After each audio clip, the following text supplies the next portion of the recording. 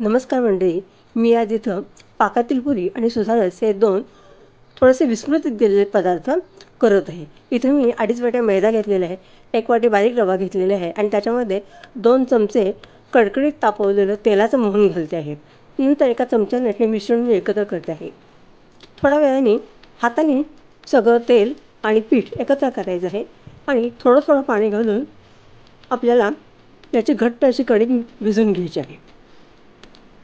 तुम्ही आत्तापर्यंत जर चॅनल सबस्क्राईब केला नसेल तर अशा पारंपरिक कृतींसाठी नक्कीच सबस्क्राईब, शेअर आणि लाईक करा.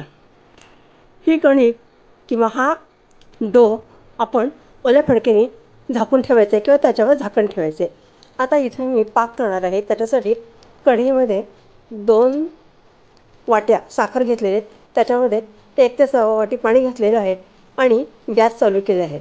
इथं आपल्याला साखर फक्त विरघळून घ्यायची आहे. एक तारीमध्ये पाक करायचे नाही. नंतर थोडंसं 1-2 मिनटं त्याला उकळी द्यायची. त्याच्यामध्ये मी 7 ते 8 केशराच्या काड्या घेतल्या आहेत. 1 ते 1.5 चमचा लिंबाचा रस घातला आहे. लिंबाच्या रसामुळे याला चमक छान येते आणि 1 चमचा वेलदोड्याची पूड घातलेली आहे. आता हा सगळा पाक मी एकत्र करून घेते आहे आणि त्याला थोडंसं जरा एखादं मिनिट उकळून घेते आहे. आता ह्यातला निम्मा पाक म्हणजे जवळजवळ 1 वाटी पाक मी एका दुसऱ्या छोट्या भांड्यात काढून घेते आहे, ज्याच्यात आपल्याला सुधारस करायचा आहे. आता हा सुधारस पूर्वी लग्नाच्या आदल्या दिवशी जो सीमांतपूजन म्हणून कार्यक्रम असायचा, विधी असायचा, त्यात रात्री खास सुधारसपोळीचं जेवण असायचं.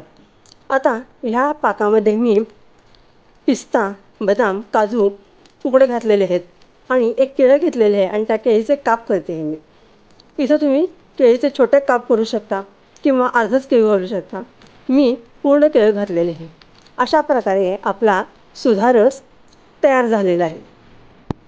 आता मी पुऱ्यांची जी कणिक आहे ती एकजीव करून घेते आहे आणि त्याच्या छोट्या छोट्या पुऱ्या लाटून घेते आहे. इकडं मी गॅस चालू करून त्याच्यावर तेल तापत ठेवलेलं आहे. पुरी थोडीशी जाडसरच लाटायची आहे आणि नंतर ती वाटी किंवा डब्याचं झाकण वगैरे असं घेऊन ती गोल अशी कापून घ्यायची आहे.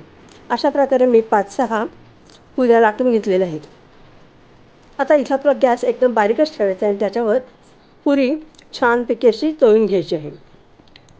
गॅसच्या दुसऱ्या शेगडीवर मी पाक ठेवलेला आहे. तो जर थंड झाला असेल तर तो थोडासा आपल्याला कोमट करायचा आहे. मी गॅस चालू केलेला आहे त्याचा पण, आणि ही जी झालेली पुरी आहे ती त्या पाकात सोडलेली आहे. दुसरी पुरी होईस्तोपर्यंत पाकामध्ये पुरी हलवून घ्यायची आहे. तो पाक आहे तो पुरीवर खालीवर सोडायचा आहे. आता आपली दुसरी पुरी पण तयार झालेली आहे. पुऱ्या छान खरपूस अशा तळून घ्यायच्या आहेत.